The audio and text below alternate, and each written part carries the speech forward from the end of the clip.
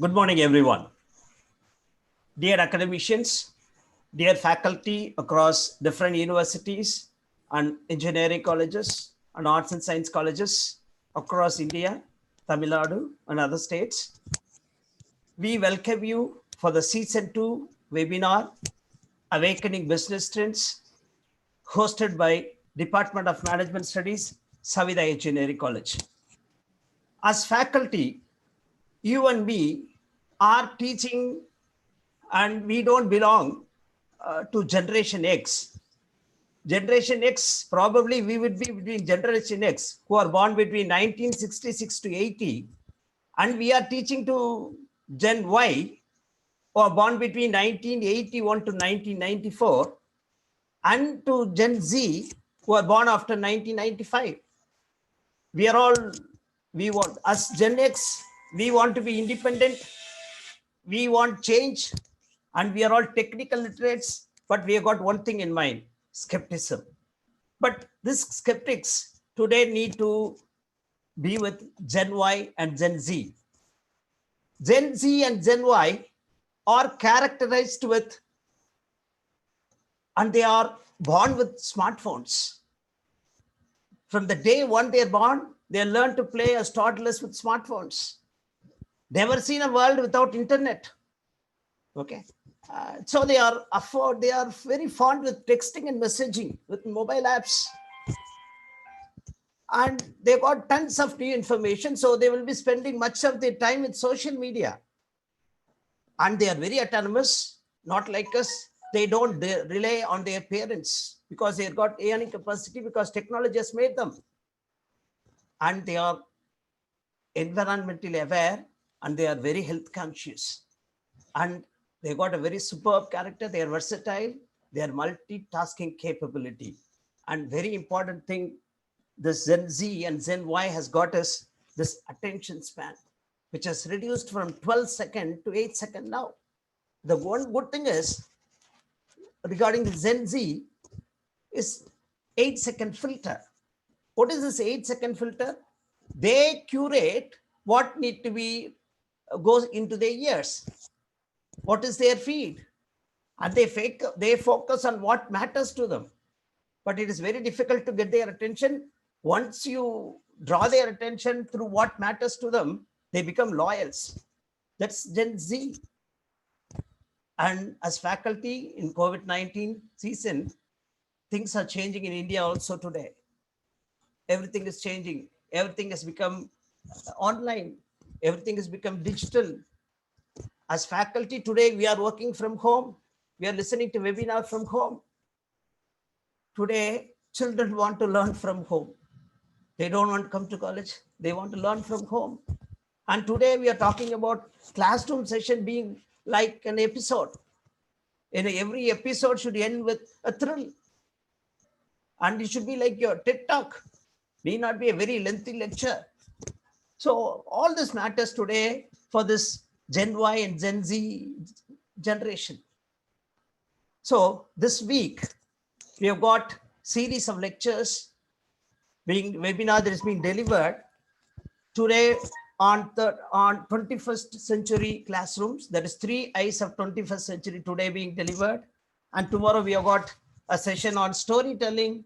Then we have got a session on virtual simulation. And then we have got a session on account management. Then we have got the last session on 15th with high impact writing. Today, we are very proud. Department of Management Studies, Savida Engineering College is very proud to get connected with Taylor's University, Malaysia. And we have got people and the learned professors joining us for this webinar. Today, we have got Dr. Kandappan&Charles, Associate Professor, School of Hospitality and Tourism.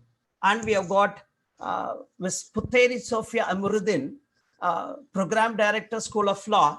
And we have got Charles Sherman, lead faculty from School of Innovation Technology, Taylor's University, joining us on bringing 3i's for 21st century classroom. I welcome you on behalf of the management. I also welcome Mr. Ganesh, CEO, Learn with Simulation, to be part and to take us the moderatorship. And we welcome you. Now I hand over the session to Ms. Puteri Sophia Amuruddin, the Program Director, School of Law, Taylor's University, Malaysia. Over to you, ma'am. All right, thank you so much, Dr. Nirmal, for the introduction. Good morning, everyone. It is my pleasure to be here with all of you today. I'll be the first speaker to present on this webinar itself. I'll be sharing my screen, and our session today will be on bringing 3i's into 21st century classroom. So my name is Puteri Sophia Amiruddin. I'm a senior law lecturer as well as program director for Master of Laws program. I enjoy holding two positions because as a lecturer, I understand the constraints faced by educators, especially when all of us are forced to transform our delivery methods to deliver from face-to-face interaction, and then we are all embarking on virtual teaching and learning. As a program director myself, I understand the direction as well as the constraint faced by the management. And by being a program director, I'll be able to balance between being a lecturer as well as management in order to determine what's best for our lecturers as well as our students. So the reason for this session itself, I'll be able to share my experiences as a lecturer to all of you today. So before I start off with my presentation, I would like to share this quote that I'm very fond of with regards to how we're going to proceed in embarking on virtual learning.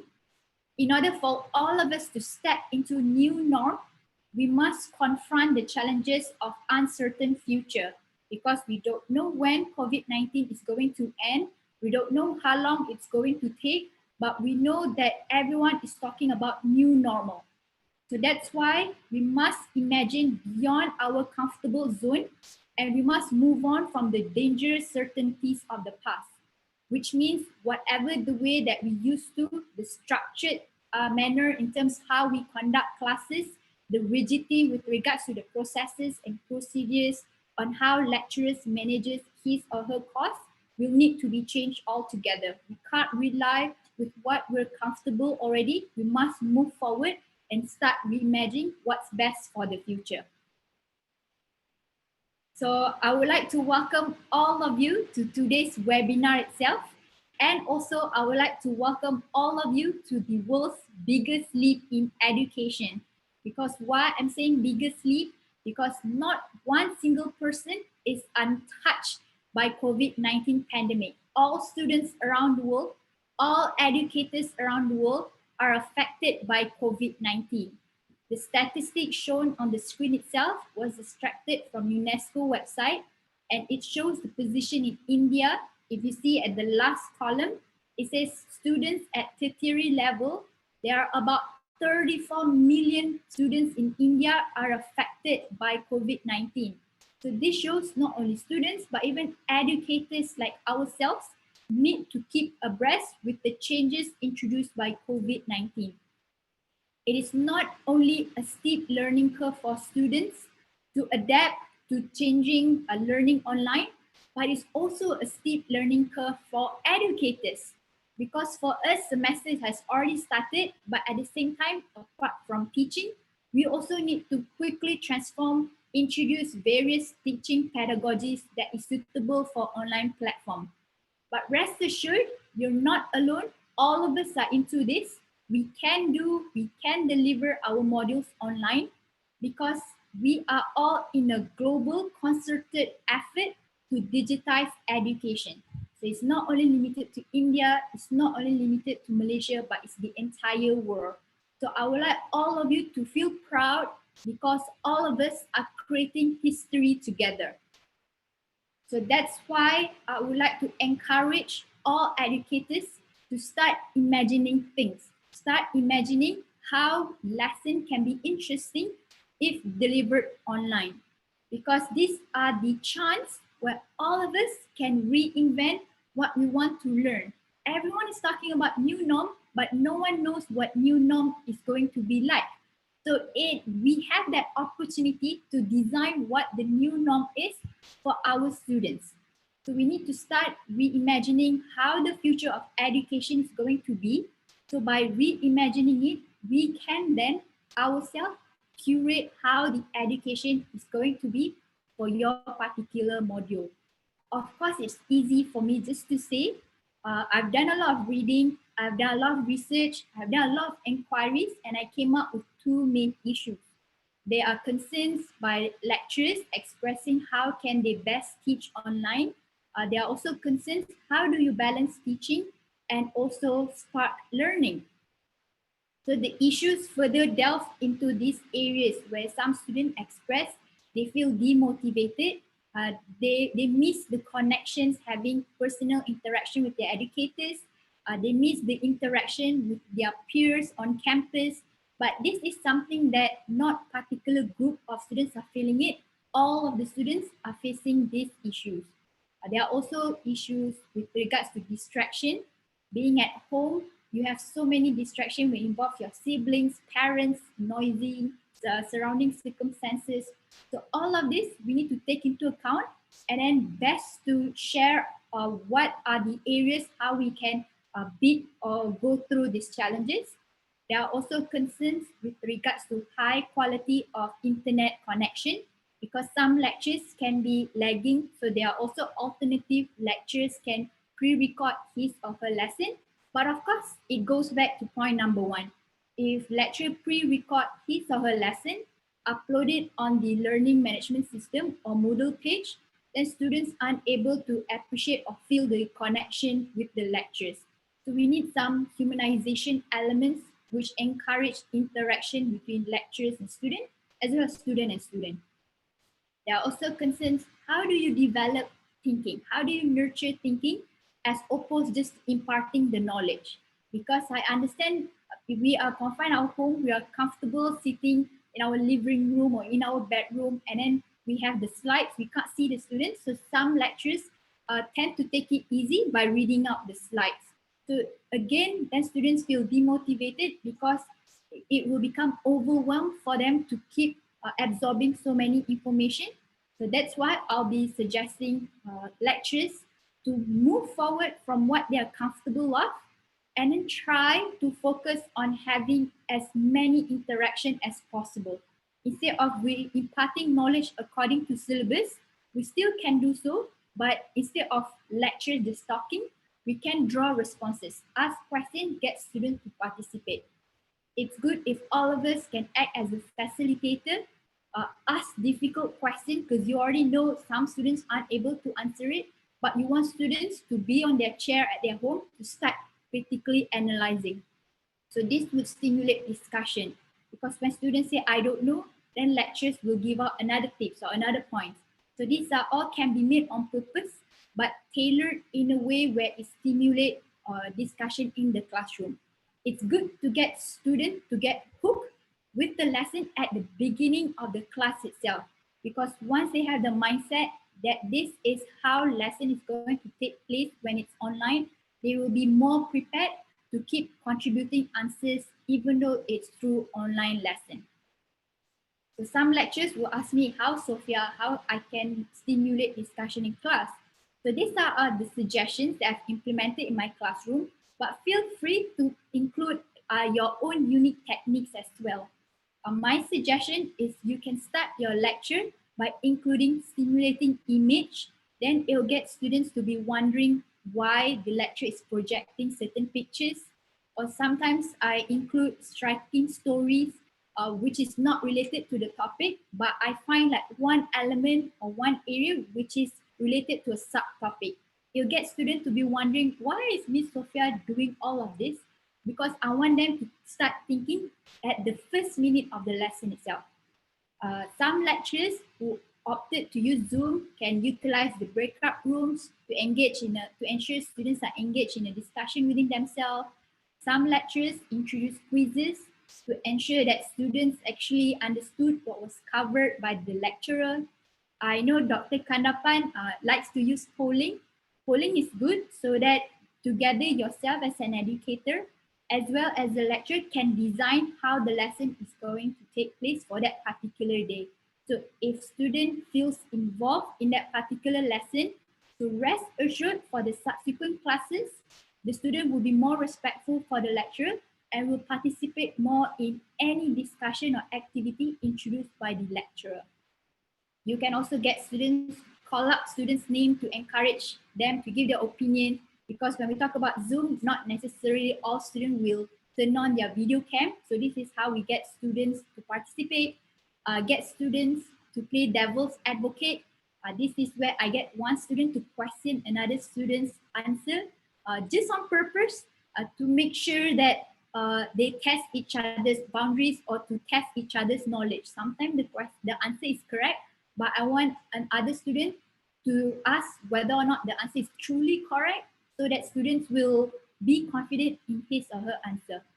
And lastly, again, Dr. Kandappan also like to encourage collaborative discussion. This is something that I've adopted as well, because when we talk about online learning, we must move away from independent work, because students want that interaction. So we have to encourage as many meaningful discussion as possible by introducing opportunities for students to work in teams, even though it's via remote learning or virtual learning. So it is now the time for all of us as an educator to unlearn what we already know and start relearning as many new techniques as possible, so that we can able to design the future of education for our own module, for our own course, and also for our own institution. So we need to get rid of the rigidity of the structure on how things works in the past, because this is the opportunity for all of us to try. If it works, then it's good. If it doesn't work, we can tweak it and make it better for the future learners. These are the examples of online engagement, communication, and collaboration that I use. But of course, I understand there are other lecturers out there who are more advanced than me. So this is something, if you haven't used it, you can opt it for your lesson, to get students to involve in resource sharing, so that not only lecture upload slides, so students can also upload, who works in team can upload their sample answers, so other students can make better answer than particular group. For example, the use of slide maker platforms. So these are the so many areas of online activities that lecturers can choose from. So I'm going to show you on the next slide how my class looks like when I deliver things online. So I'm not sure if you're really good or good. So we're going to start with the recap. Let's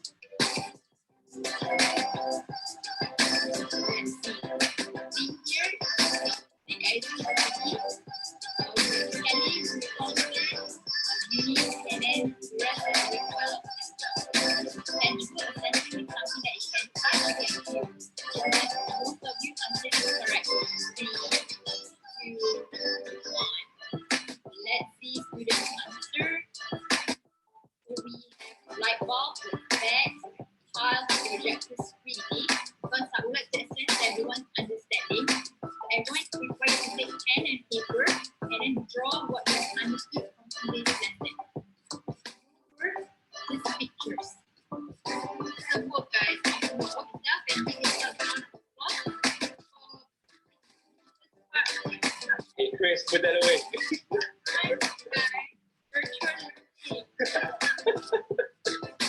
Okay, so those are the activities that I introduce to students, which I don't rely so much on online platforms, because some lectures, it takes time for you to learn all of the types of online platforms as well as incorporate in your class. So you can just use any creativity, get students to draw their answers, or to get students to involve in that particular activities for that class. I'm also an advocate of gamification. So lecturers can also gamify his or her lesson by introducing game cards, that poker cards. So lecturers can use game cards to provide marks for students. I also introduce virtual speed dating, because we have a breakout room in Zoom. So I break students in room and ask them to so-called dating, but they have to talk on the topic of the day, and students are only given 2 minutes. So then in each class, I'll join and to make sure that they'll quickly cover on that particular area that I introduced. I also introduced learning using toothpaste, drawing your answers just like I've shown in the video earlier. And I also challenge students to ask me any question. If there's no question asked, then I'll challenge the student. So it become like a competition between myself and the student. And sometimes when I watch Netflix and then I'm too engrossed with this particular TV series, I'll introduce that story into my lesson itself. So get students to be immersed with that particular activity, even though it doesn't necessarily involve crime. It's just the concept that they're holding a role as a detective or a spy or a murderer to solve particular issue. So this is something to get students to interact with each other in the classroom. This is one example. Don't need a paper, but what I want you to do is to write on your palm just one skill which you think you have developed for the last 4 weeks. 4, 3, 2, 1. A city learner, short but specified notes, note-taking and research skills, note-taking. So to maintain public order and safety. To maintain public order and safety, correct? You also get A. Its violation leads to punishment. Correct, that's a good answer. So you get 10 points. For the decision made by the judges. Correct, from that particular case. You get a card and you get 9 points, Mario. So you get queen. Queen means you get 10 points. I think you is on fire today. It's not together or unified. You get a card, so you get Shafiq. It's really not your day. So Shafiq, that's 2 points. So the branches of government. You want? You get 2. Today is not your day, Shafiq. I'm sorry. Rather, you have a legal reasoning for the decision based on the facts of the case. So that's a good point as well. So you get a card, and for that good answer, you get 2 marks. Okay, well done, everyone. All of you deserve a round of applause.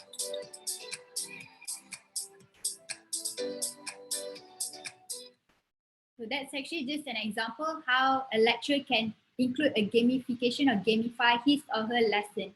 So when you introduce leaderboard, students will become competitive and then they want to keep answering the question because they want to receive the card. So sometimes, even though the answer is correct, if they get joker, they get 0. So they give them opportunity to keep trying again. So this is once in a lifetime opportunity for us to reimagine the future education, for us to design on what the future of education is going to be. Because we know when we talk about future education, it involves the 4th industrial revolution.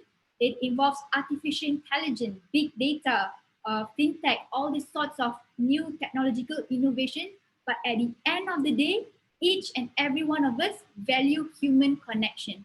So we must make sure that students are engaged in an interactive and meaningful discussion, even though it is difficult, but experience has shown that we can be resilient, we can be creative, and we can adapt. It's not impossible because all of us can do it. I've done it, Charles done it, Dr. Kandappan done it, and we believe that all of you can do it together.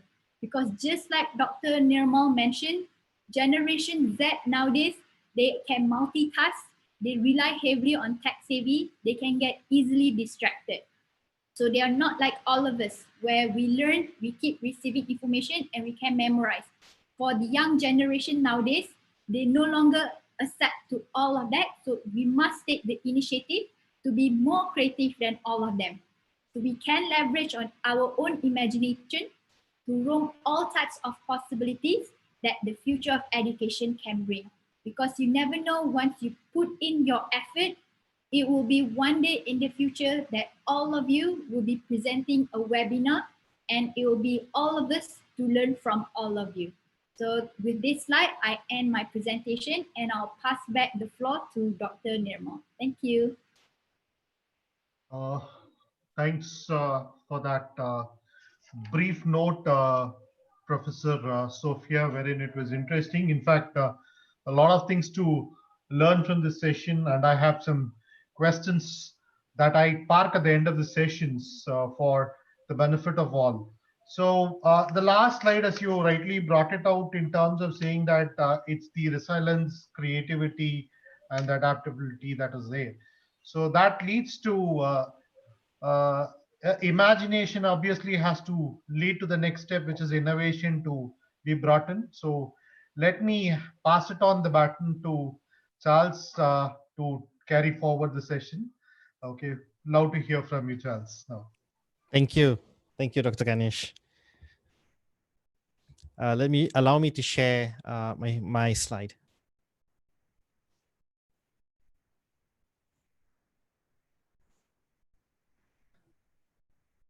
Can you all see this? Yes, sir. Okay. All right. Lovely. Okay. Isn't that amazing? Just now, my colleague Puteri, she's innovated so much with the tools of technology that was able to reach out to all her students wherever they are. And basically that is the new traditional. And she has aptly described the situation in this world today. And it's a transitional period for all of us. And with this change, we are redefining what we understand is the new traditional. Previously, the conventions are different. What we think as normal has definitely changed. The big question is, from everything that has been presented to you, what works for you? So that's what I'm going to explain right now. I'm Charles Sherman. Basically, I'm a senior lecturer with the Design School, Faculty of Innovation Technology, Taylor's University. And yes, I have been in the field of education for quite some years. My main area is pedagogy, teaching and learning. So I have a passion. The passion grew over the years. And believe me, it took me many years and many trials and errors to actually understand, to comprehend what is really important in teaching and learning, and how do you grasp it as an educator. So when it comes to technology at this time, there are researchers, educators who have suggested, their studies have suggested that authentic learning takes place with technology instead of from technology. I myself have fallen into that trap that I thought technology, I assumed basically technology was everything that makes it special, that everything that makes blended learning and online learning or virtual learning matters. But I was so wrong. It is really about how technology has become our companion. Just like how Puteri has shown in her video, she has successfully made technology a successful companion. And others have predicted that the virtual worlds and online games and online collaboration is going to be the next big thing. Millions. And these predictions, these inferences, these suggestions and powerful statements like this have been in literature, in studies for past years already. Now, what does this all mean? Now, the new traditional showed us this. This is what I understand as an educator. Once upon a time, not too long ago, actually, just not too long ago, basically just like maybe last year or just recently, some months back, before this pandemic happened, before all this transition to virtual learning, this is the only thing we can make sense of. We understand that this is the real interaction, face to face. And we have to see their expressions. We're able to listen to their voices. We have more personalized interaction with the students. It's easy to grasp the evidence that we see right in front of us. However, with the change, we are put in a very tough situation. And this was me for a while. I was like, help. So there were so many platforms as well. there are many tools. There are many tools of technologies out there that can help us and assist us. However, the tools of technology does not necessarily mean it is the solution, that they are just merely the tools. Therefore, we revert back to the question, who matters most at this point of time, or what matters most when it comes to online learning, especially during this shift. So we are put in front of the drawing board. We put in front of the drawing board where we start to brainstorm. And I believe everyone who's listening here, all educators, wherever you are currently in this situation, trying to brainstorm, trying to peel the layers like this onion. If you peel the layers of the onion, you need to go to the core of the problem. And to understand that, you can extract the appropriate problem statement, or the right problems, which is very much connected with your situation in your schools, in your colleges or universities. It can also be more relevant to your specific programs or your subjects. So this is the thing that we were involved in, and we are still doing so. So what happens then? When we do this, when we start to problematize the situation, then we become more discerning in what we need to decide and choose. The selection process is a very complex process when it comes to choosing the right tools, deciding what works for you. You need to be discerning. The complexity, it's hard to describe, because you need to be really hands-on with the applications. You need to be hands-on with the tools of technology, computers, or whether you're using smartphones or cameras. It doesn't matter what tools you're using, but you need to be hands-on and you need to try it out. So as you do that, you start to get some information, and then you become more discerning. So the issue is, you need to reach out to your students. So you have to identify what works better.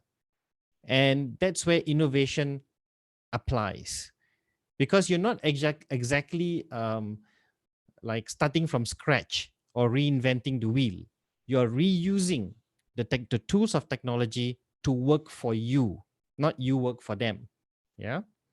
So I went back to the drawing board. So I tried to create frameworks. I tried to make sense, make connections. And I encourage all you educators to do your own mapping of how you connect your subjects, how you connect your delivery to your students, and what goes between, and what applications come in between, and so on and so forth. In this case, this is a very rough thing I used to do. I put myself as the educator, for example. Now, let's just say if I was one of those educators, and I say there's a lot of work for me to do here, so I want to fulfill this. So I approach it as fulfilling work. Okay, so I'm motivated by obligation. Now, we have situations like this. Now, I'm not saying this is a wrong situation. I'm just saying it's just a matter of perception. So if the educator is motivated by fulfilling just work, or motivated by the obligation to do it, then he will still come up with a good instructional design, or the right pedagogy. And he will also use the right tools of technology, reach out to the students, and then achieve the subject learning outcomes. But what if you approach in the other way? Now, if you notice, there's a difference. Now, if I become the educator, what if I put students first, trying to understand where the students are coming from, inculcate more empathy to the students, to your student audience or the student population. Like, say, if you have a population of college students who live in these areas and that areas, and if you know their sense of accessibility, so you understand how it works. You collect information and collect data. So in this case, you're motivated by the role that you play, the role that you play in to be a problem solver, to be someone who can not just seeing the tools of technology as the main idea, but what is the right technology for you. Then, of course, it makes the innovation more effective. Why? Because you already know what the problem is. You start to problematize, and then you understand the right measure or the right approach to the teaching and learning methodology that you have. Then you use the right tools of technology, then you fulfill learning criteria, and then you have achieved the learning outcomes. Well, not just achieving the learning outcomes, but a lot more in a more holistic manner. Now, the biggest challenge in online learning, in virtual learning, is this. You need to be able to reach out to them, mind, heart, and physical, right? So if cognitive and the affective, and then you have your physical. The physical is merely, in this case, you can't interact with them physically or face-to-face, but you can interact with them, quote unquote, face-to-face. So like a good example, Puteri has shown you very good examples of how interaction with her students, quote unquote, face-to-face actually happened. And that in this case, the outcome of that will be very interesting to see. But what's missing in this structure? So what's missing in this structure is here. You have to remember there has to be some kind of feedback. So the feedback from the learning outcomes. So when the learning outcomes, when the students give feedback, and then you start back here, and then it goes here, and you constantly get feedback. And you can, and even here. Now, whatever the case, getting feedback contributes to important data, important information. So it's important for every educator to be able to find ways to record their sessions and get good feedback from the students. So when it comes to accessibility, how do I deal with it? I have actually interacted with most of my students and always ask them what is the right platform. Students may be registered, maybe they have registered like 5 subjects and 5 very different subjects, or 4 very different subjects.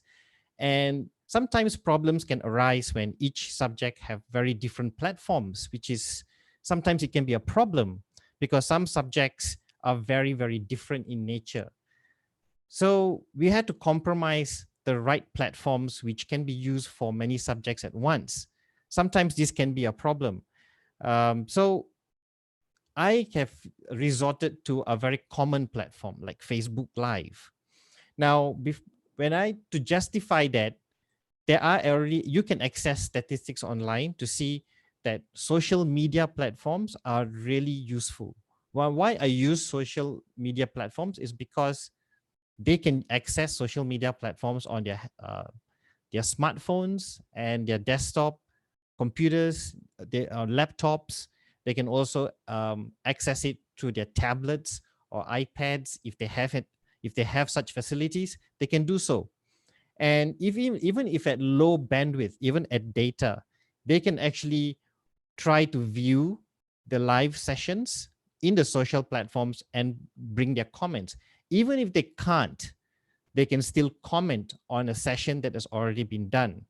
Because every live session on Facebook Live, for example, will automatically be recorded by Facebook and will automatically be posted in the Facebook group.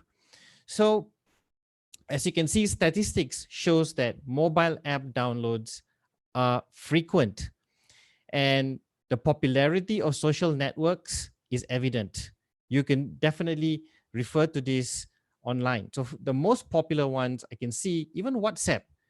I know professors who are very content on using WhatsApp. WhatsApp already have teleconferencing methods, approaches. Some students are also using YouTube Live. and some of my colleagues are using Facebook Live, and some are using an app called Discord. If you're familiar with the Discord, then you will understand what I'm talking about. And there are other apps too. And Zoom, Microsoft Teams are also some of those apps. But sometimes managing what apps can be used throughout the different subjects can be challenging. So it takes a lot of discernment and a lot of management. So it's good to understand where the problems are and try to iron it out, trying to create a good platform for accessibility. So, of course, Asia is the most connected, according to statistics as well. Now, what do we do from here? So what did I do was I decided to see it two ways, okay? There's two possible approaches when it comes to using specific technologies. You can actually, for example, when I was showing you this, I'm sorry about this. Let me just clear that. Okay. When I was using go back to my previous slide. When I was doing this, when I actually created this, this is me in the foreground, and that's me. That's my background, and my background was showing the slides. And at times, I can show different backgrounds if I so choose. Now, to do that, you need to think of two possible ways. One, you don't have to have a background. You can just do it spontaneously wherever you are. Educator, direct access or direct link to the video and audio device, for example, smartphones or camera device, direct, nothing complicated, just direct. And then as you use that will project yourself to a social media platform of your choice. And assumingly you have Facebook or YouTube. And then the user or the student audience will be able to access them. Now, then here, there's another approach. If you wanted to have different backgrounds and have your subject names or all the other effects in the backgrounds, then you could have your direct to video audio device, a camera, an image acquisition device, but you have to have a broadcasting application. So this broadcasting application is like a third-party app which connects to your computer, and it will project. This one will use the backgrounds and will project you from the camera and the background to the social media platform. Now, this can be done in various ways. There are more than one broadcasting applications. It's just a matter of you conducting your search for the right tools. However, I'm not saying that all of you should do this. I'm just saying find what works for you, and it's still important for you to get connected. But the most important thing is first identify, understand, and empathize with your student population. Continue to interact with them the best way you can, and do not judge the way you're doing it, because it's a stepping stone, it's a platform for you, the first beginning, and then you can continue to develop it. I would encourage you to develop it. And as Puteri said, if she could do it, I could do it. Anyone can do it. But before you get it done, before you get there, you need to be discerning what's best for you. And I believe you can. But the most important thing, let me close with this. The most important thing is this. This lighthouse is you. It's us. And this is what they need to see. The student population, the user population need to look for the lighthouse. They can be lost boats at the sea.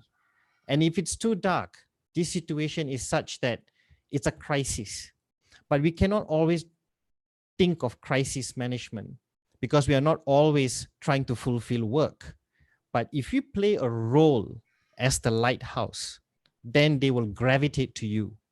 They will be automatically be attracted to you, and you will put yourself as the important person in your classroom, and you remain as the most important person in your pedagogy. As a matter of fact, you become the pedagogy that you design. And this personification makes it so important for you to be able to reach out to your students wherever they are. So I wish you all the very best in your instructional design, and hope that you find the best platform and the best way, the best applications to use with your students. So thank you very much. And these are my contacts. Feel free to add me in Facebook and email me if you need any more information about what I have spoken about. Thank you very much. Thanks, Charles, for that wonderful session. In fact, the concluding slide of a lighthouse is not just only something that sets the direction, but also has thrown us a lot of light to all the audience out here. Okay. I don't know whether this is out of choice or it's a conscious decision that you took. When your first slide said that innovation for the new is a new tradition. Always we relate a tradition to a kind of a rustic feel, and your slides, the very first slide and couple of slides, try to bring that rustic element to the look and feel of it. So I don't know whether it was a conscious decision. And good that you brought in certain points, especially you said that technology can just be a complementing or a supplementing tool, and it cannot be a complete replacement of the traditional classroom. You need to bring in these as an add-on to enhance your learning process is what you brought it. Good that also it's not just you try to bring in a traditional, moving away from the what is called as a past tradition to a new tradition of bringing gamification or simulation or storytelling or new technology tools into classroom. I see many institutions have started adopting it and started doing it, but how many institutions have gone back to the student community to really understand what is the feedback and how do the students feel? So a feedback mechanism to be integrated part of this journey is something very important as you brought it. And finally, one thing that you also brought in is there is no one fit solution for all. So there should be a different element that has to be adopted, might be based on the demography or the audience profile or the level of competence or level of learning from the student community. Beyond that, what I was more interested was the entertainment quotient in the classroom.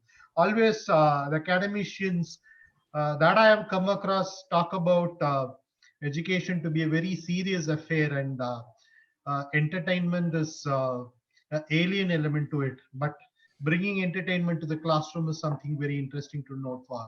Okay, thanks to bring on all these points, Charles. I think this will definitely aid to lead and aid a lot of interaction among the student community and the faculty community. So these interactions and how do we pull that interactions? Let's hear from our friend Professor Kandappan Balasubramanian. Over to you, Kandappan. Thank you.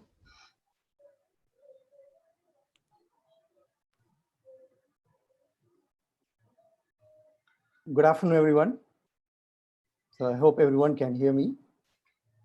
First of all, thanks to the organizing team and also Mr. Ganesh and also all the participants. They are very important today. And all the people who are watching us in YouTube. This is Kandappan. Please allow me to share the screen. I hope everyone can see my screen. Yes. Okay. So it is a very interesting session, to be honest, like 3i. Actually, we three of us from different discipline. I think this is an example for us to show a collaboration can be done. everywhere. Because I'm from School of Hospitality, Puteri from School of Law, Charles is from School of Design. So we come with the concept of 3I concept, which is nothing but imagination, which Puteri was talking about. Charles talks about more on innovation. So I'm going to talk a little bit on interaction. So I would like to thank my colleagues. Without further ado, let me go to the, there's a very quick intro about me. So yes, I am Dr. Kandappan from School of Hospitality. And yes, recently I also got promoted last year, end of last year, as an associate professor. And I'm also an Apple Distinguished Educator, which is one of the prestigious global recognized educator award, which is given by Apple. So they open every 2 years application where you need to submit your innovation to the global. It's not an easy task, but I'm privileged to get that award. And through that, I started sharing a lot. For me, technology is a passion, as Charles was mentioning. It is not to replace the human. So a lot of discussion in the world, like whether technology is going to replace the human. No, definitely not. But the people who's not using the technology might be replaced. That's the scenario now. Yes, I have won some awards in IUCEL, stands for International University Carnival for E-Learning. That is where we try to participate, me, Charles, Puteri. That's where our relationship started, even though we are from this different discipline. It's not only promoting us, it is the place where you share. So what I'm trying to insist here, so as an educator, you must self-motivate yourself. And you must self-recognize yourself. Don't expect others should recognize you or others should appreciate you. It should come from you. Then automatically at one stage, the appreciation comes to you. That's what I learned through my experience. So some of the interesting research I do in the recent year is more on service innovation in the hospitality industry, as well as in the higher education, like in terms of gamification, virtual reality. Even I use augmented reality in my restaurant operation class. I'm basically from a food and beverage service background. I started my career in Chennai, Sheraton Hotel. Then now I'm here. It's already 20 years now after my graduation. So, and also 3 years back, I came with the concept of Borderless Classroom, which I'm strengthening, focusing on more. That means learning is no more between the walls. You must expand your learning to the various network. That's what we call it as Borderless Classroom. So I would like to start my session with one of the interesting quotes from our Dr. Radhakrishnan, where we celebrate our Teachers' Day in India. Teachers should be the best mind in the country. That means the teacher plays a big role in the shift of the entire country. That can happen only through your innovation, passion, dedication, and the pride. And taking the scenario of the pandemic, the COVID or any crisis, I would like to take the quote from Bhagavad Gita. Whatever happened, happened for good. Whatever is happening for good. Whatever will happen will also happen for good. Yes, we know in the COVID, there are a lot of human damages, economical damages, financial damages, but looking at to the positive side, I think this webinar is one of the examples. This webinar, because if there is no COVID, I think we are not going to meet each other. Even the educators, they are transforming, started embracing the technology. A lot of shift, a lot of sharing, a lot of webinars, collaboration. So these are happening, I think, because of COVID. If there is no COVID, probably I'm just taking a positive. Of course, there are a lot of negative, but we also need to see the positive side of the COVID. As Swami Vivekananda always say, take risk in your life. That's what I'm doing always. That means risk means in a new pedagogy approach, new teaching approach, new learning approach. You take a risk. If you win, you can lead. That means you can share. If you lose, no problem. Still you can gain. So there is nothing wrong. Either you win or lose, but you must take risk. So when I say risk here, it's not like your personal damage. It's a risk on your learning shift. Risk in your career path.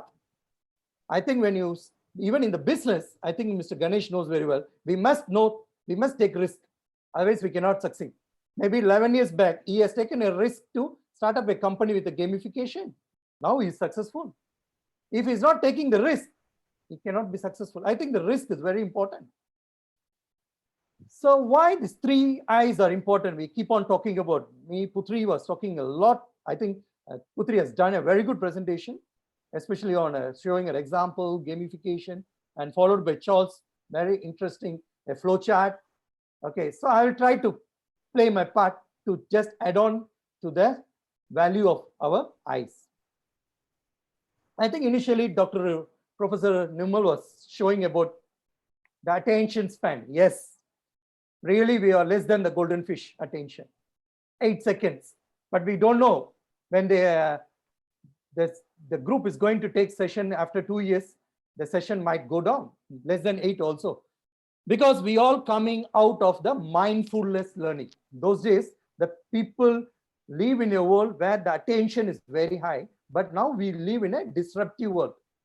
Even watching this webinar, you will be thinking so many aspects. Your brain waves behind will be thinking a lot about today's evening, what is going to happen in the evening, tomorrow, maybe day-to-day plan, weekend plan, so many things. So our mind is fully occupied. That's why the attentions are coming down, because we live in a disruptive world. But as a task, what we are trying to say, why we need a change is the task has not really changed. Is reading has changed? No, only from those days, the reading is from probably in the temple stones. From there, it became a paper. The revolution time, it became the paper industry. Then it started coming in the newspaper. Before that, broadcasting. Okay. Then reading probably enhanced to, I can say, in a mobile phone or internet. But still, when you see the core value, or maybe the core purpose is reading, still the information. So reading is not changed, but people's expectation is changed.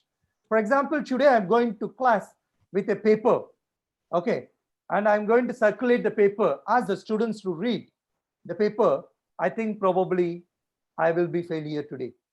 Instead of that, probably I'm going to enter the classroom. Immediately I share a blog and I ask the students to address the question.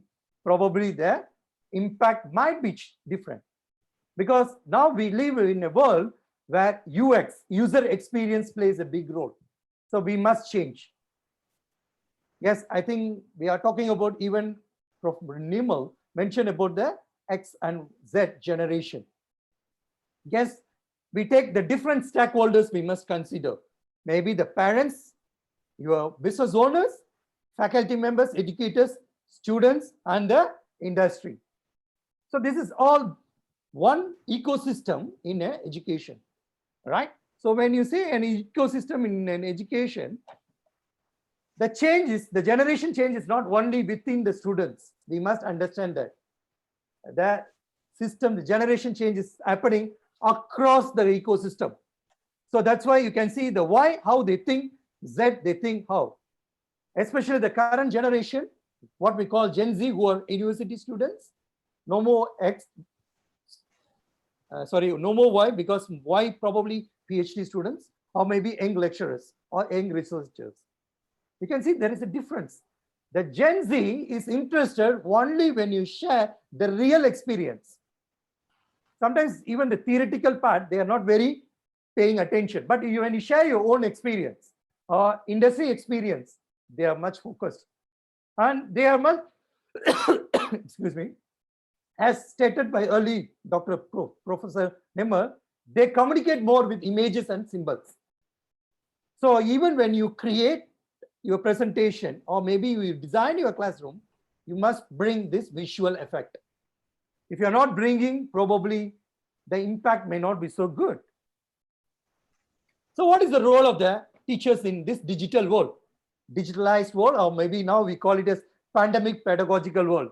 Okay, today's the learning space have totally changed. We must accept that, because as Charles was mentioning, you must put yourself into students' view. Then only you can design the classroom very well, right?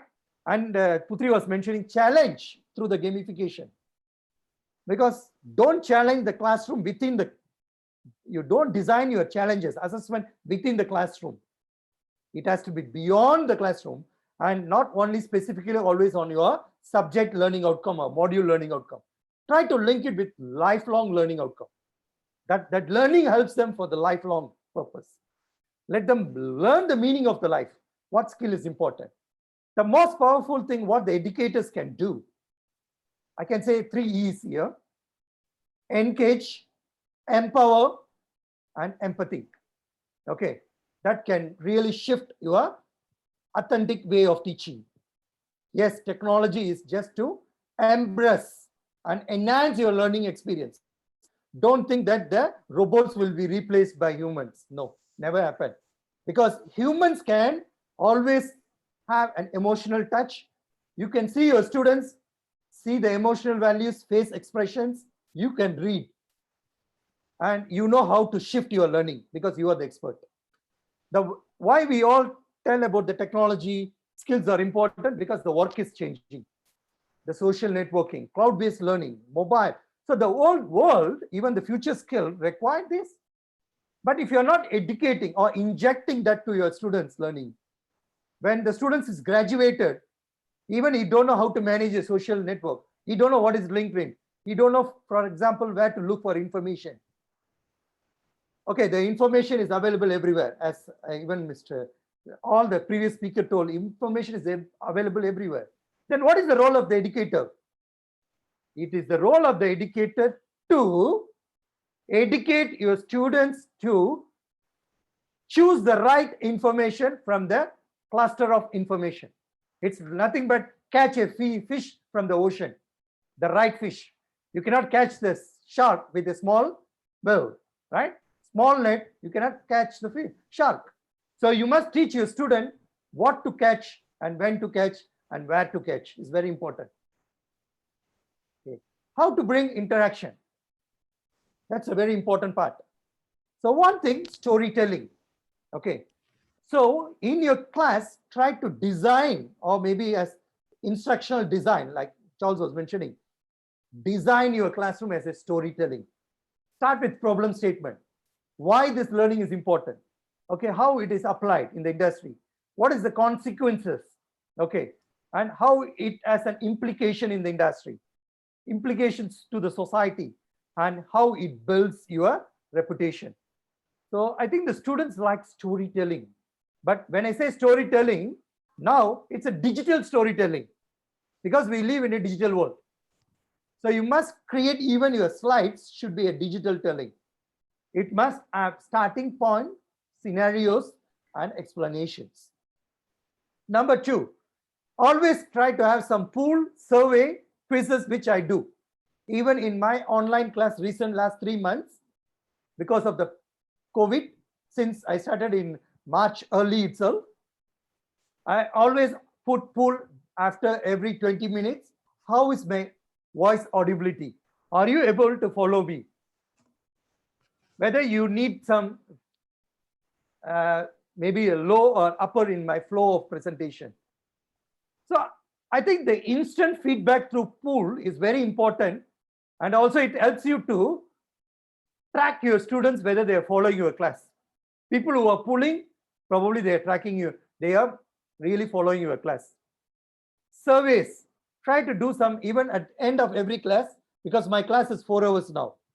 So I do at least 3 or 4 polls within 4 hours, and also end of the class, I always ask for a feedback individually by putting the student's name.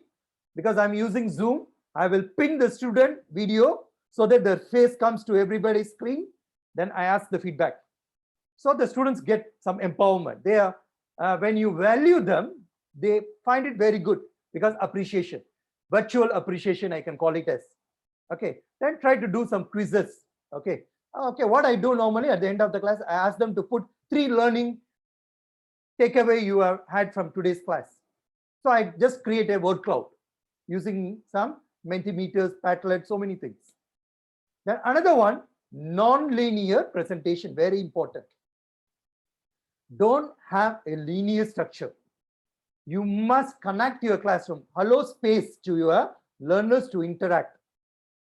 Allow your students, okay, this is the scenario. Is there anyone have this experience before? For example, you are talking about customer satisfaction in a coffee shop.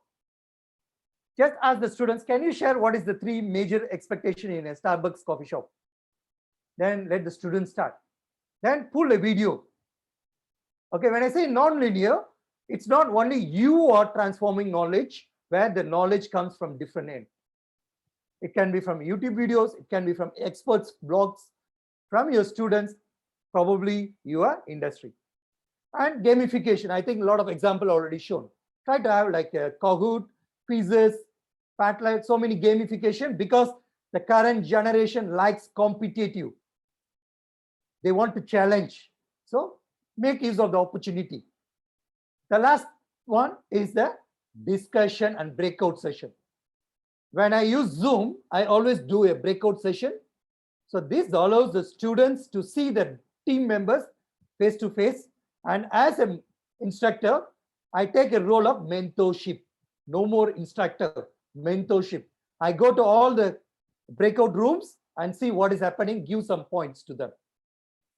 So that inclination is happening, and also motivation is there. So students say, okay, the lecturer is, the educator is coming and monitoring them. And I'm going to share some of my best practices here. So this is the model which I'm working still, working model. When you want to design your online teaching, the most important thing, you must know your module very well, practical or theory. And another important thing, you must know your readiness and also your students' readiness.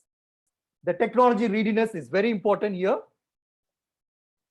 So then only you go to your next stage, whether you're going to use your campus learning management system, which probably may be Moodles or Blackboard or Google Classroom or customized, or you are going to use different, or you are going to use a mixed method.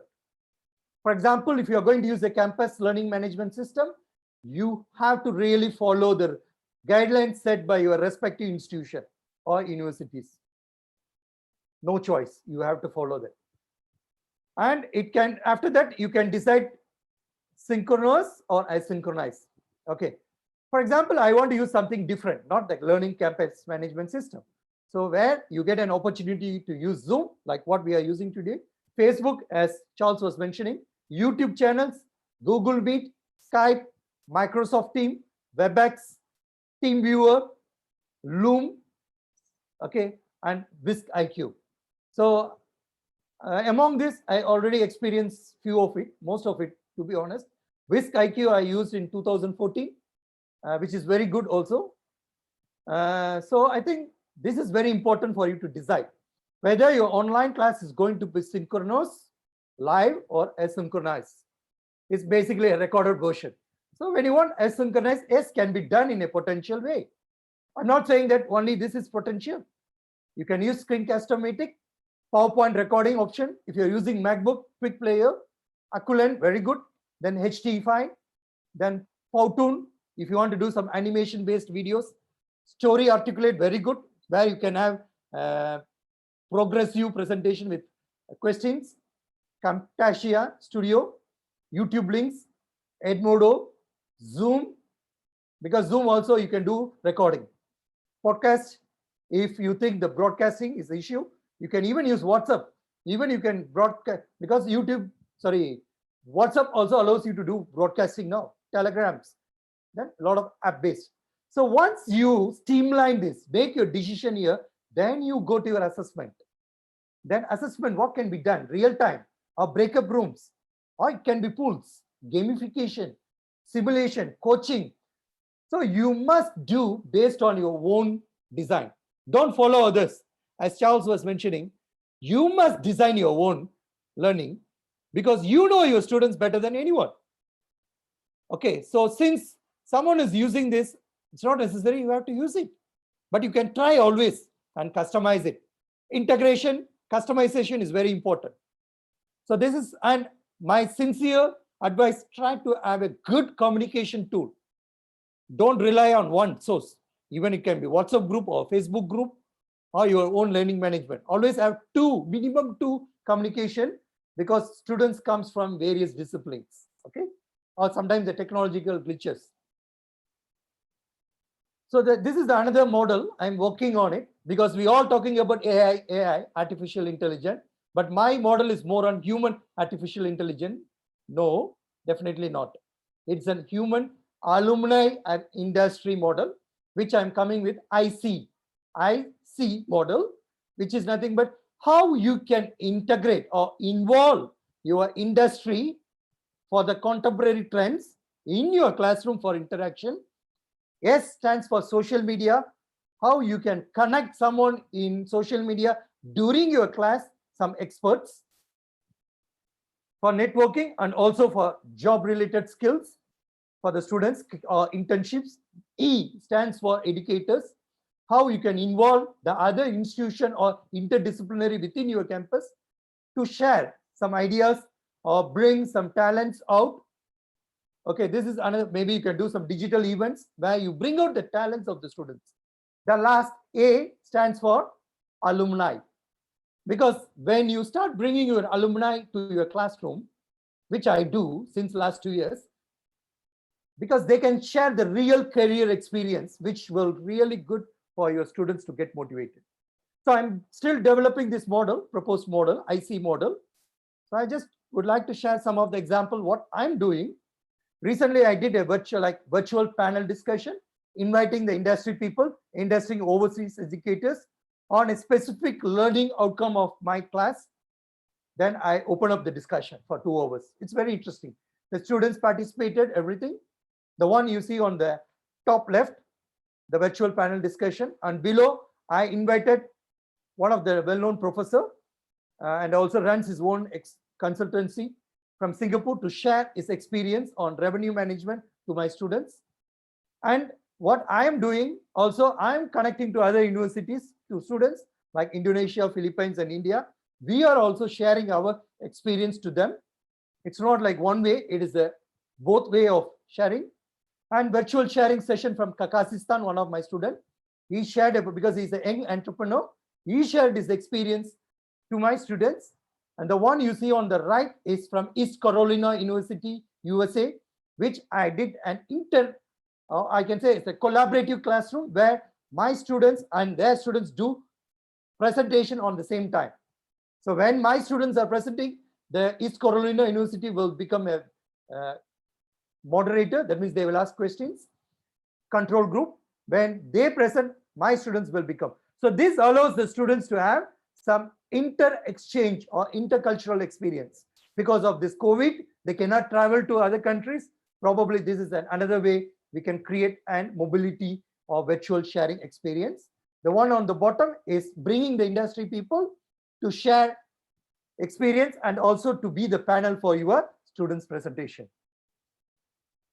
Yes, I would like to say the tailors, we went virtual. The movement, the first phase itself in March until further noticed until end of this month, but movement control order is expanded here until next month mid. So probably we will be continuing.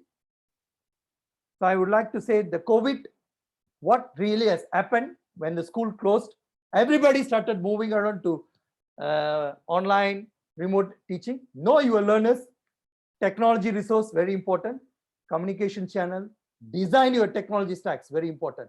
It's a synchronize or asynchronous, and you be a digital, now the educator become a digital content creators, not a dumpers. You must create, co-create yourself. Creativity, statistically about assessment. And I think these are all some of the keep parents informed, very important. Ask your students for feedback. Sometimes they share some of the new platforms for you to integrate in your classroom, connect with peers and share. The key of success in the future and the current is basically how human and technology can work together. As this is my contact, you can always reach me. And this is one of my quote I developed over a period of time slowly. Every day is a new day. It's with new learning. I believe that every new learning imparts new knowledge. And every new knowledge is a new experience, leads to new skills. Learning never stops, as life never stops teaching us. Stay positive always. Thanks participants for listening us. Then I also take an opportunity before the Q&A. Myself, Puteri and Charles on behalf of them.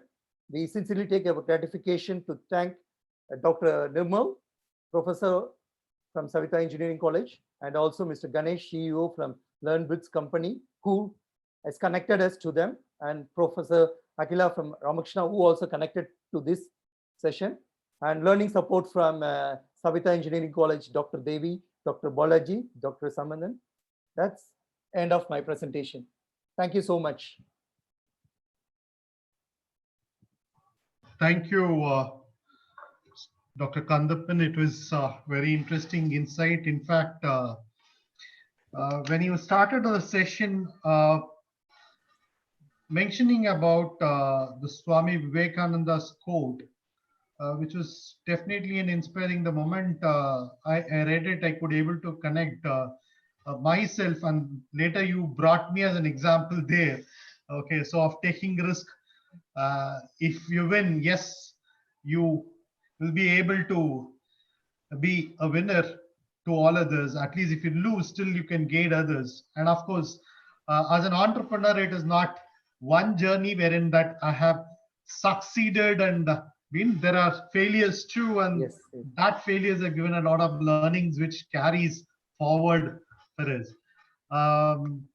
So it was indeed a very interesting session, and what made me more liking in this is that what I've been in this industry for the last 23 years, and I've been talking about technology integrated learning, and visited all across India, many institutions and universities, and I meet professors and academicians and management of these institutions and talk about online learning or technology enabled learning. There was an inherent kind of a mindset where they said no to this. They said, this doesn't work for us. This is not something which our students would take it. It's not something that our faculty can adapt to. So there are a lot of inhibitions that existed. And now it is, I don't know whether it has been enforced on them or whatever it is. So I see COVID-19 as a more a positive element being in the education space.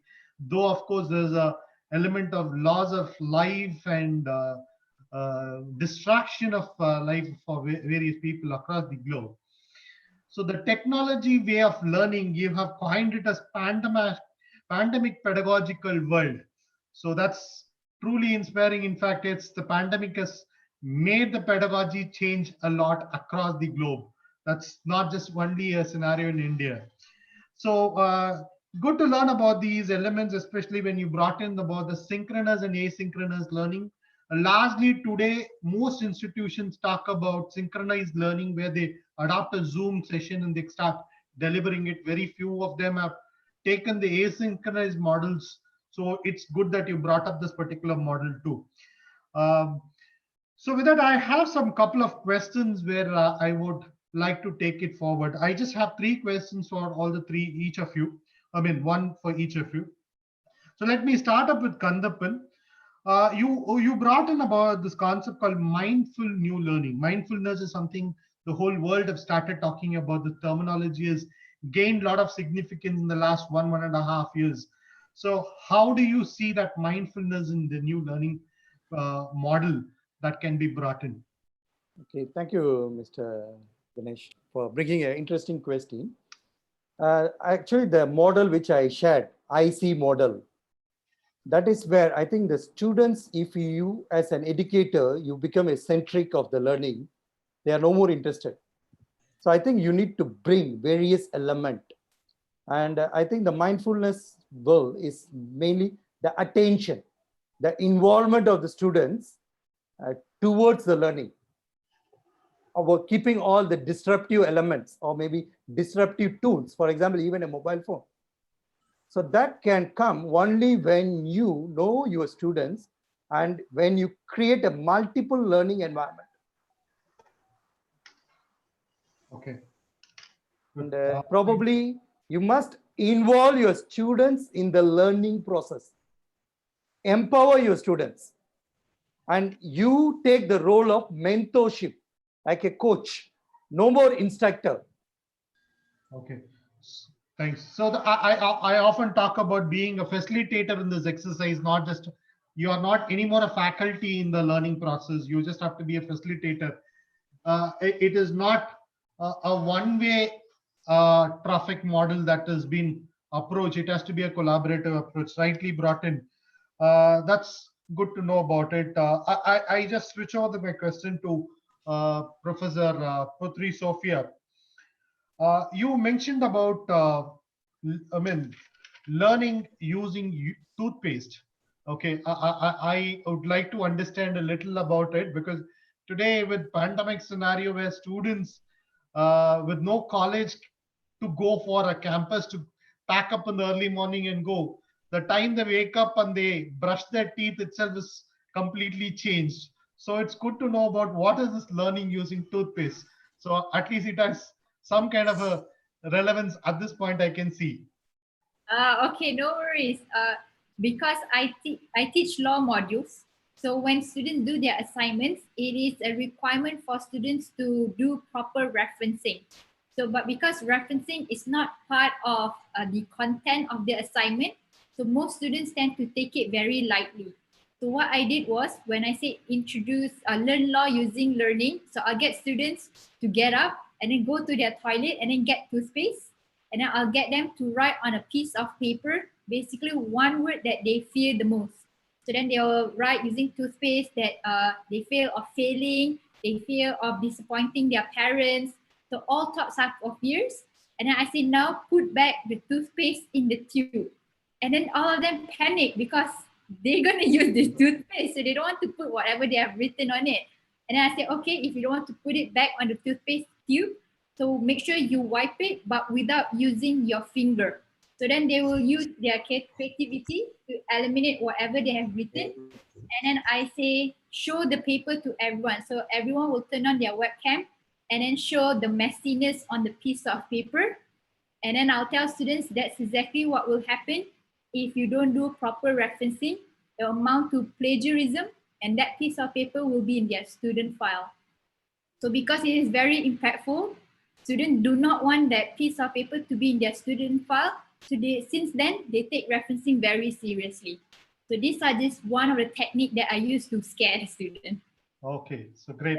In fact, as a businessman, I would advise you wherein you could take sponsors from the FMCG companies for such session when the toothpaste of their company is being used for this purpose. So they would love to come and sponsor it. Yeah. So that then I move on with another question. This is for Professor Charles, wherein first I would like to bring in this element of your, bring the analogy of the onions into your class. So it's very interesting to know about it. Of course, in South India, wherein quite often we refer this when there is something which is not great about it, and people, it's just like an onion. Okay, so you peel portions of it. Obviously, it is painful when you start peeling it. You start crying. It is, of course, it is difficult. But at the end of it, when you get into the crust, it is the smallest of the problem that exists. That's a good analogy that you have brought in. It's good. I would just put this question at, yes, I said that entertainment was is always looked upon as something outside the classroom, but you said entertainment to be part of the classroom. Yes, it is necessary, as I keep talking about gamification as a concept. Can you quote some kind of an examples that you would bring to your classrooms in terms of entertainment or edutainment to the classroom? Some quick examples that you can quote. Interest is a very good question. Actually, there are many examples, and a lot of educators have used so many. They have extracted entertainment elements from various sources. The thing is, in terms of examples, okay, what I did was, for example, my example that I can quote you is games. So games are basically entertaining. So remember the framework that I did show you about being able to project this to the screen. But if you can't, then maybe you can encourage the student to perhaps use a specific game, and that game can be an interaction between you and the student. Now, this is not new. This is not new at all. They have already adapted games for education, like one popular app called Kahoot. Kahoot has gamified it very, very well, and they use a lot of colors and the excitement and the sounds, and is multi-sensory. Now, the reason for the entertainment is really about the multi-sensory approach. When he says multi-sensory approach, we're talking about the excitement, the affective, the emotional response and the reaction from the students to the colors and the sound. So it generates interest, and it also makes the session more lively, because the students of this generation, they are a lot more, they identify with entertainment more than something of a serious educational session. Not to say that the educational session is not relevant or boring. It's actually more towards their lingo, their paradigm, the sense, the way they understand the world from their point of view. Some of my students understand virtual environments a lot better, because many of the students in Asian countries, they are very familiar with games like PUBG, like 3D shooting games, where they go around and solve problems within the environment and competing. So that's the other thing that attracts them, is the element of competition. So entertainment also provides other things, like there's also laughter, there's comedy, there's also, of course, some storytelling, meaningful storytelling. Sometimes even games can be meaningful or serious games. So it depends on what the degree of connection that you want to have the students, how these entertainment elements will bridge between the lesson and the comprehension of the lesson, how it builds bridges between that. So that's basically how the entertainment works. Yeah. I hope I answered your question. That's good. That's good. In fact, I love that fastest finger that Kahoot brings in. Okay. So Yeah. however you answer it right, whoever answers the first gets the 10. That is an entertainment quotient that Kahoot brings in. I love that element, and thanks for this. In fact, I understand about 500 to 700 participants are there for the session, and there must be definitely several questions. And of course, we are running out of time. We have overshot our time.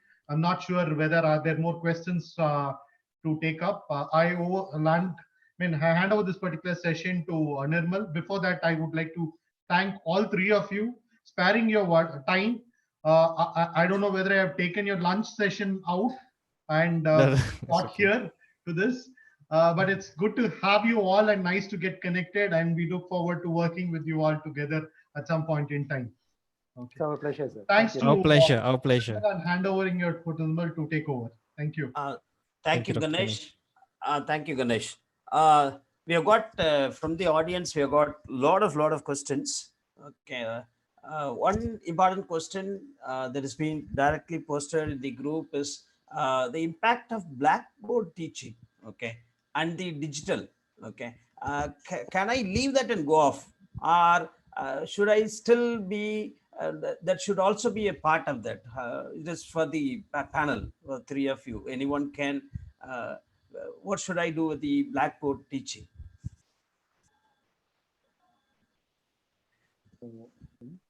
Blackboard, if I may answer that, I can just a point of view. This is just a point of view from me. To be very, very honest, Blackboard teaching is technology as well, and it's not to be dismissed. If Blackboard teaching, whatever that you're writing on a Blackboard needs to be disseminated to your students, you need to just use a tool. So you use a tool to record what you're writing on the Blackboard, therefore project the Blackboard to a platform where all your students can see. So I wouldn't say, but again, it depends on where the teacher is coming from, the location, and etc. Sometimes it basically depends on accessibility. So I wouldn't dismiss Blackboard. You do not see Blackboard as non-technology. Every teaching aid is a technology. Yeah, that's from me. Yeah. I truly agree. Yeah. I think during my research quite some time back, I would like to quote, like, even Egyptian time, the tablets were there, tablets, but only thing, it was stone tablet. You know, like when you see the Egyptians pyramid side, you can see a stone they write the instruction in the stone. Even in in our temples also, you can see that. So I think that there is a model has changed. That's it. The skin, I can say the skin is changed, but Blackboard is something a core. Core is the teaching, knowledge, transforming knowledge. Doesn't matter is a Blackboard or technology is just to, I can say it is something like glasses for your eyes. I can say the technology is something like a glasses for your eyes. So Blackboard probably can be your real eyes because it has been for centuries, years. So as Charles mentioned, yes, accessibility is issue, but at this point, pandemic time, when there is a restriction on the movement, I think the people should understand the importance. Yes, even in your house, if you have a small blackboard, you can write on it. You can project directly to your students through live sessions. Can be done. That's from my side. Maybe Puteri would like to add something. Yes, I agree with both Charles and Dr. Kandappan. With regards to the use of Blackboard, I also use it, but in terms of technological innovationness, I project Google document. So after I project my slides, so I'll show Google Doc and then I'll type in the keywords. So is this like how I write on the whiteboard? Is it that I utilize Google Docs because it'll be faster for me to type? I think we answered the question, Doctor. Yes. Thank you very much. There's another question. This has been a question raised from the previous season 1. Mr. Dr. G.V. Suresh was talking about, say, I want to give a assignment to students in coming up of post-COVID area. I need to think about the patient questions, the feelings of the students, whether you will be able to write so many pages, whether you will be able to see has got other assignments. I need to consider. So as a teacher, I need to look the total whole as a student, not only look at only my subject as a whole. So what do you look at that, sir? And the other important thing is the stress level of the students need to be minimized. Okay, this is a very important thing because using all the different gadgets and media, the stress level automatically goes up. The study says it goes up. So when as teachers, we need to look into the stress level of the students before we do everything. How do you look at these things, sir? Okay, can I answer that question? Yes, ma'am. Because I'm a program director, so these are all the concerns addressed by the lecturers. So what I'll advise is that as a management or dean or head of school is to send out Google survey to get all lecturers to provide their concerns. Because if there is a meeting, then the meeting will be never ending because there are so many lists of concerns. So by having everything documented, so then the management level will be able to come up with the instructions which is suitable for all students and all lecturers. So of course, it involves different subjects, there are different instructions. So that's why it is good to get all lecturers to submit their concerns via Google survey. So then you, as a management, you'll be able to identify the relevant teams. So some students, they can't do a presentation because they do not have a laptop, for example, or stable internet connection. Some students, there are concerns with regards to typing. They're not used to because they prefer to write. Some students, basically there are so many concerns. So these are the areas that the management needs to address and then communicate the instruction to the lecturers, and subsequently lecturers will inform the students. Because there's no one answer for all issues. There will be separate answers. Yes, ma'am. This, I think, ma'am has answered. One very, I think this should be the last question. Uh, See, people use different platforms. Okay, people use different platforms like Kahoot, all the different things that you say. We use now Zoom. Okay, and we started using a few of the platforms to go live. Okay, and connecting this with the attention span of the students. Okay, say Professor Kandappan was also talking about the goldfish attention also. So how to grab more attention? Say we use games, we use all kind of.